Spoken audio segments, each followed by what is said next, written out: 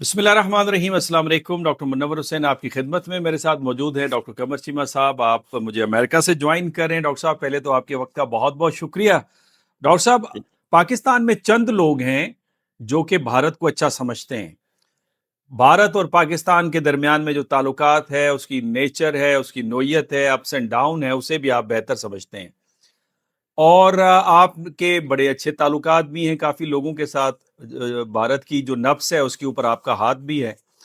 इस वक्त एक इनफॉर्मल किस्म की मीटिंग हुई है कोलंबो में, जिसे ट्रैक 1.5 डिप्लोमेसी करार दिया जा रहा है। ये कैसे मुमकिन हुई? इसके पीछे क्या वजूहात हैं? और क्या ये लीड करेगी ट्रैक 1 की तरफ? डॉक्टर साहब बहुत शुक्रिया। देखिए डॉक्टर साहब मल्टीपल चीज़ें हैं। पहली बात तो ये है कि एक बार मुलाकात नहीं हुई, ये सिर्फ़ कोलंबो में नहीं हुई, थाईलैंड में भी हुई है, 2 चल रही अच्छा। हैं। और कोलंबो में और लोग थे, थाईलैंड में और लोग थे। और अच्छा। एक तो बात ये हो गई। दूसरी बात इसमें डॉक्टर साहब ये बड़ी इम्पोर्टेंट है कि ये ट्रैक 1.5 काफ़ी देर से चल रहा है। इस दफ़ा इसकी अहमियत इसलिए है क्योंकि पाकिस्तान अमेरिका ईरान के दरमियान जो मुसालहत करवा रहा था, मीडिएशन करवा रहा था उस हवाले से। दूसरा अब इस ट्रैक की इसलिए भी वैल्यू आनी शुरू हो गई है क्योंकि भारत और पाकिस्तान की जंग में पाकिस्तान को क्लियर मिलिट्री विक्ट्री थी। इंटरनेशनल कम्युनिटी ये समझती है कि ये जो इंडिया की मिलिट्री एडवेंचरिज्म है या जो स्पेस फॉर वॉर वो निकालते हैं अंडर द न्यूक्लियर ओवरहैंग, ये बड़ा डेंजरस है क्योंकि पाकिस्तान दुनिया ये समझती है और पाकिस्तान ने भी ये दुनिया को बावर कराया है कि भारत और पाकिस्तान के दरमियान जो जंग होनी है वो सेकंड्स की बात होनी है, रिएक्शन टाइम सेकंड्स है, मिनट्स नहीं है। तो इसलिए ये कन्वर्सेशन थोड़ी हाईलाइट होगी पिछले साल जंग की वजह से और पाकिस्तान के मीडिएशन रोल की वजह से। अदरवाइज ये रेगुलरली मुलाकातें हो रही हैं। ये अच्छा। थाईलैंड वाली भी और ये कोलंबो वाली पहले कभी ओमान में हुआ करती थी, ठीक है? या अच्छा। वो भी एक चल रही है, ठीक है? ये सो 2 चल रही हैं। कुछ अमेरिकन सपोर्ट करते हैं, कुछ ब्रिटिश करते हैं अच्छा। और एक तो ये चीज़ हो गई। दूसरी इसमें डॉक्टर साहब बात ये है कि इंडिया इस दफ़ा इसकी और भी अहमियत बढ़ गई। उसकी वजह ये थी कि जो आरएसएस के जनरल सेक्रेटरी थे, वो अमेरिका आए, उन्होंने हडसन इंस्टीट्यूट में डायलॉग किया, साथ उनके Ram Madhav former general secretary थे। उन्होंने उनको कहा कि भाई देखें आप अमेरिका आपके लिए हम आपके लिए और क्या करें, हम सब कुछ तो कर रहे हैं। हमने रशिया से तेल लेना बंद कर दिया, ये कर दिया, वो कर दिया, आपने हमारा स्टेटस ही खत्म कर दिया। हम दहशतगर्दी की जंग में इतना कुछ करते थे, आप हमें लिफ्ट ही नहीं करा रहे, देखें। तो उन्होंने कहा भाई देखिए बात सुनें, हम आपकी जो मेन स्ट्रीमिंग है ना, ठीक है? वो मतलब इंडिया कहता है कि हमें सपोर्ट दें पाकिस्तान के खिलाफ। तो उन्होंने कहा नहीं आप अपने पाकिस्तान से साथ ताल्लुकात ठीक करें। जो आरएसएस का डेलीगेशन अमेरिका आया था उसको ये मैसेजिंग की गई कि आप पाकिस्तान से अपने ताल्लुकात ठीक करें, हम्म। ठीक है? पहले हमें कहा जाता था कि आप इंडिया से ताल्लुकात ठीक करें, अब उनको कहा जाता है क्योंकि वो कंटीन्यूअसली हॉक इमर्ज हो रहे हैं, ठीक है? तो डॉक्टर साहब ये बड़ी इंटरेस्टिंग डेवलपमेंट हुई। फिर आरएसएस के जनरल सेक्रेटरी जब वापस गए इंडिया, तो उन्होंने जाके कहा कि हमें पीपल टू पीपल डायलॉग शुरू करना चाहिए पाकिस्तान के साथ, ये कब तक चीज़ें चलती रहेंगी? हम्म। फिर आरएसएस के जनरल सेक्रेटरी ने कहा कि ये बात जो है ये दिस इज़ नॉट फेयर जो चीज़ें चल रही हैं। फिर उन्होंने क्या किया, फिर उन्होंने डॉक्टर साहब ये कहा कि फिर इंडिया के farmer army chief general Naravane जो हैं वो भी बोल पड़े। उन्होंने भी कह दिया कि जी पीपल टू पीपल कॉन्टैक्ट होना चाहिए। तो ये माहौल बना वहाँ पे कि शायद इंडिया के अंदर अब ये एक कहा जा रहा है। फिर दूसरा डॉक्टर साहब इंटरेस्टिंग चीज़ ये है कि आरएसएस ये समझती है कि हमें नरेंद्र मोदी ने इस्तेमाल किया है अपने पॉलिटिकल राइज़ के लिए। हम्म। हमारे लोगों से करवाई जाती है गुंडागर्दी, बंदे मरवाने, लड़ाई-झगड़े, हिंदू-मुस्लिम फसाद। ग्लोबल लेवल पे हमारा इमेज खराब है और नरेंद्र मोदी इससे पॉलिटिकल एडवांटेज लेके चौथी दफा भी वजीर आजम बनने को तैयार है। और ग्राउंड लेवल पे हमें एक सेक्टेरियन और हिंदू नेशनलिस्ट और सैफरॉन टेररिज्म और पता नहीं क्या-क्या लिंक किया जा रहा है। तो वो परेशान है कि इन्होंने हमारे साथ किया क्या है? तो इससे अगर आपको याद हो मोहन भगवत ने कहा था कि वजीर आजम को 75 साल तक रहना चाहिए, बाद में वो पीछे हट गए क्योंकि इस वक्त नरेंद्र मोदी की पार्टी पे ग्रिप बहुत स्ट्रांग है। तो मुझे लगता है कि इस हवाले से चीज़ें इम्पोर्टेंट थी, लेकिन मैं आपको आउटकम बता दूँ। I spoke to one of the person who was in dialogue in those places. I know couple of people जो श्रीलंका में थे एंड कपल ऑफ पीपल जो थाईलैंड में थे ऑन बोथ साइड्स। और एक शख्स जिससे मेरी बात हुई, मैंने कहा जी क्या बात हुई वहाँ पे? उन्होंने कहा जी कि ये जो नैरेटिव था ना, कि जो आरएसएस का नैरेटिव था कि जी वो बात करना चाहते हैं, वो कह रहे हैं कि पीपल टू पीपल कॉन्टैक्ट, उन्होंने कहा जी ये बीजेपी गवर्नमेंट का मौक़िफ़ नहीं है। गवर्नमेंट नहीं चाहती है। गवर्नमेंट चाहती है कि इंडियंस फील कि we have no incentive in talking with Pakistan. हम पाकिस्तान के हमें क्या इंसेंटिव है? कोई बहुत बड़ी इकोनॉमी नहीं है, बहुत बड़ी बिज़नेस मार्केट नहीं है, ये नहीं है, वो नहीं है। और दूसरा ये भी है ना कि नरेंद्र मोदी जो है, उसकी जो पॉलिटिक्स है वो 13 साल की, वो तो एंटी पाकिस्तान रही है। हिंदू मुस्लिम डिवाइड, दिस दैट, मुसलमान बांग्लादेश में हों, इंडिया में हों, पाकिस्तान में हों, उनको पकड़ के रखो। तो वो समझते हैं कि अगर मैं अब चेंज करता हूँ पॉलिसी, तो लोग कहेंगे कि भाई तुमने फिर 13 साल ज़ाया किए हैं क्या इसमें? किस चीज़ को देखते रहे हो?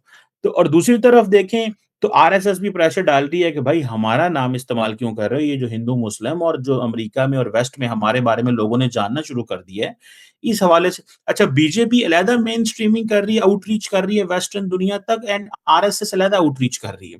और दोनों अपना इमेज एक्सप्लेन करने की कोशिश कर रहे हैं कि हम क्या करते हैं और क्या नहीं करते। तो ये बेसिकली थोड़ी-सी इस तरह की लड़ाई है। अदरवाइज़ जो मैंने आपको बताया कि वो कहते हैं कि we have no incentive in engaging with Pakistan, हमें कोई इंसेंटिव नहीं है और बीजेपी गवर्नमेंट अभी नहीं चाहती कि ये ऐसा हो। ये पाकिस्तान के लोगों को कुछ बताया गया वहाँ पे, ज़ाहिर बात है जो आए हुए थे, तो ऑब्वियसली व्हेन दे कम तो they do meet the government के लोगों को मिल के आते हैं, उनसे पूछते हैं कि हमने वहाँ पे लार्जर किस क्वेश्चन पे क्या बात होनी है, क्योंकि न्यूक्लियर के ऊपर भी एक होता है, एक और बाकी ओवरऑल भी बाकी इंडस वाटर पे और बहुत सारी चीज़ों पे होता रहता है। तो this is the overall context doctor साहब, जहाँ पे ये सारी सिचुएशन जो है थोड़ी-सी मर्ज हुई, लेकिन इसमें भी कोई इतनी मुस्बत चीज़ नहीं है डॉक्टर साहब, ठीक है ना? क्योंकि इंडियंस समझते हैं कि भाई हमें कोई फ़ायदा नहीं है और ठीक है जी।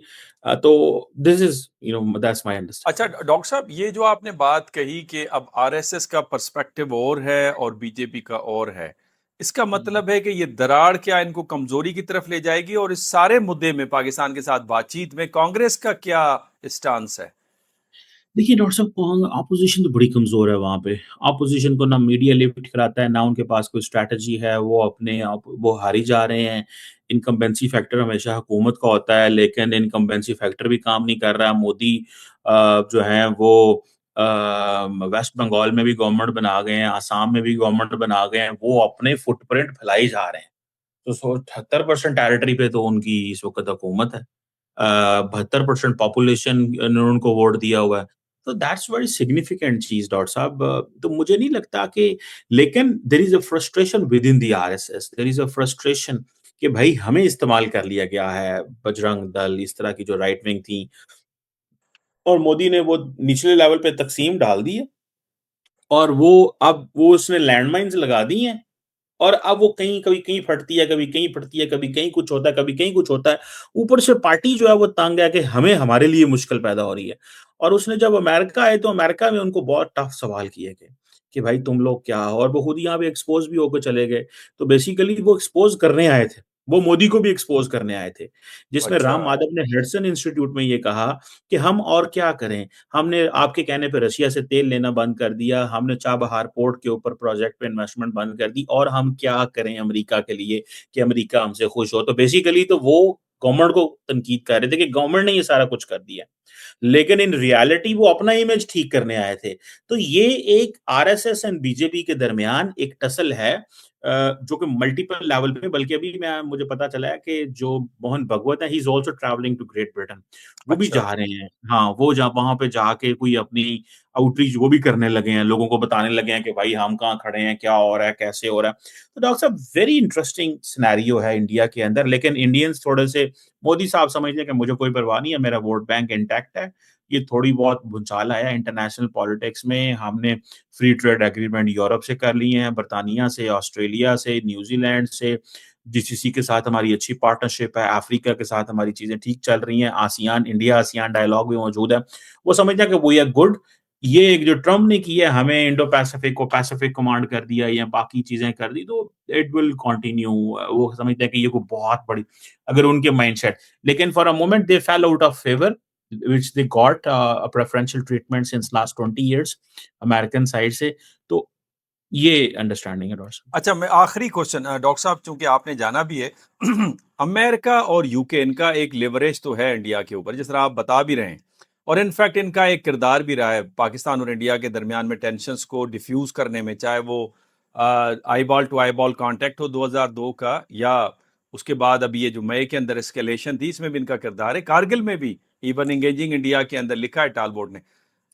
वो क्या अपना लिवरेज इस्तेमाल कर सकते हैं इंडिया पे? आप कह रहे हैं ना कि मोदी नहीं चाहते कि पाकिस्तान के साथ बातचीत को कैरी ऑन करें, बिकॉज उनका ख्याल है कि पाकिस्तान से क्या मिलेगा उनको, लेकिन लिवरेज तो है ना अमेरिका और यूके का इनके ऊपर। मैं नहीं समझता डॉक्टर साहब को लेवरेज है, अब नहीं रहा।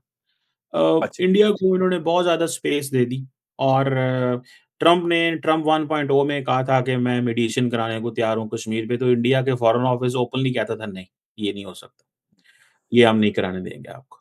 तो मुझे ऐसा लगता है कि ये चीज़ें जो हैं ये अमेरिकन एंड बर्तानिया की तो बिल्कुल ही लिवरेज कोई नहीं है। अमेरिकन्स की थोड़ी बहुत है और लेकिन वो भी इस हद तक है कि टेक्नोलॉजी ट्रांसफ़र और बहुत सारी और चीज़ों में वो फँसे हुए हैं। वो सैंक्शन लगा देते हैं, वो बंदिश-अंदे, लेकिन अमेरिकन्स अपनी चीज़ें सीधी कर रहे हैं। क्योंकि ट्रम्प ने बेसिकली जो चाइना प्लस वन स्ट्रैटेजी थी वो डिस्कार्ड कर दी है कि India is no more a plan of industrialisation. कोई अमेरिकन जाके इंडिया में इंडस्ट्री नहीं लगाएँगे। आप इस वक़्त देखें ना, इंडिया की एफडीआई इस साल जो है वो $0.4 मिलियन है, जो आज से साल 2 साल 44 अरब डॉलर हुआ करती थी। यस। द पॉइंट इज़ कि वो सारे निकल रहे हैं, या वो आसियान जा रहे हैं या वो वापस अमेरिका आ रहे हैं। ट्रम्प री-इंडस्ट्रियलाइज़ेशन की बात कर रहे हैं और उन्होंने इवन के इंडियंस को कहा है कि अमेरिका के अंदर पैसा लगाओ वरना तुम्हारे मैं पकड़ लूँगा, और केसेस अदानी के ऊपर अलहदा, अंबानी के ऊपर अलहदा। तो मुझे लगता है कि ये लिवरेज अभी वो सिर्फ़ अपने लिए इस्तेमाल कर रहे हैं।